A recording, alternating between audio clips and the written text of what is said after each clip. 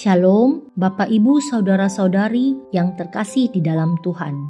Kita akan merenungkan lebih jauh tentang kebenaran yang membebaskan. Bagian firman Tuhan yang akan membantu kita memahami lebih jauh tentang topik ini terambil dari Yohanes 8 ayat 34 terjemahan baru kedua yang berbunyi demikian. Kata Yesus kepada mereka, "Sesungguhnya Aku berkata kepadamu, setiap orang yang berbuat dosa adalah hamba dosa." Bapak Ibu, saudara-saudari yang terkasih di dalam Tuhan, untuk memahami bagian firman Tuhan ini, mari kita membayangkan tentang dosa dengan bayangan genangan lumpur hisap. Bayangkan kita tercebur ke dalam lumpur hisap. Awalnya mungkin hanya sebatas kaki, tapi lama-lama kita semakin tersedot lebih dalam. Kita tahu kita harus keluar, kita mencoba berontak, tapi setiap kali kita bergerak, kita malah makin tenggelam. Itulah perbudakan dosa. Itulah kondisi di mana kita tidak punya kekuatan untuk berhenti melakukan hal yang kita tahu salah, walaupun kita berjuang untuk berhenti. Kita terjebak dalam kebiasaan buruk, pikiran negatif, atau egoisme, dan kita tidak bisa menolong diri kita sendiri.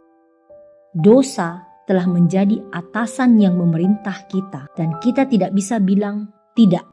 Namun, kabar baiknya adalah Yesus, Sang Kebenaran, telah membebaskan kita dengan cara yang luar biasa. Pertama-tama, kita yang akan mati tenggelam dalam lumpur itu. Itu adalah hukuman atau akibat dari dosa kita. Namun, Yesus datang dan mengulurkan tangannya. Dia membayar harga untuk menarik kita keluar. Melalui kematiannya, Dia menanggung semua hukuman yang seharusnya kita terima. Tiba-tiba kita diangkat ke tanah yang kokoh. Kita selamat. Kita tidak lagi akan mati tenggelam dalam hukuman dosa. Utang dosa kita lunas. Setelah diangkat dari lumpur, tentu kita masih kotor dan lemas. Kabar baiknya lagi adalah Yesus tidak hanya menyelamatkan kita lalu pergi.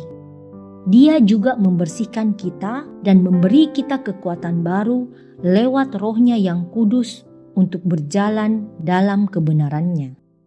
Dulu di dalam lumpur kita pasti tenggelam. Sekarang di tanah yang kokoh kita bebas untuk berjalan. Dosa tidak lagi menjadi atasan kita.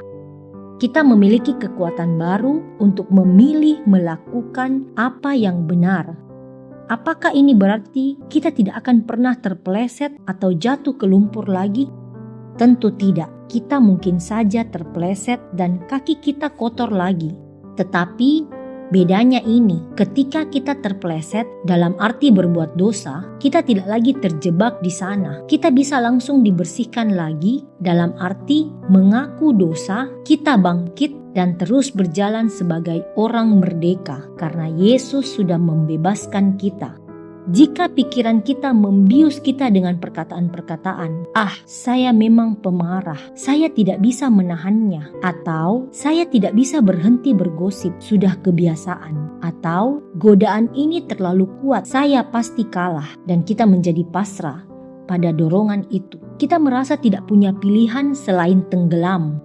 Tetapi sebagai orang yang telah dimerdekakan, kita bisa berhenti sejenak. Kita mempunyai kekuatan dari Roh Kudus untuk memilih respons yang berbeda.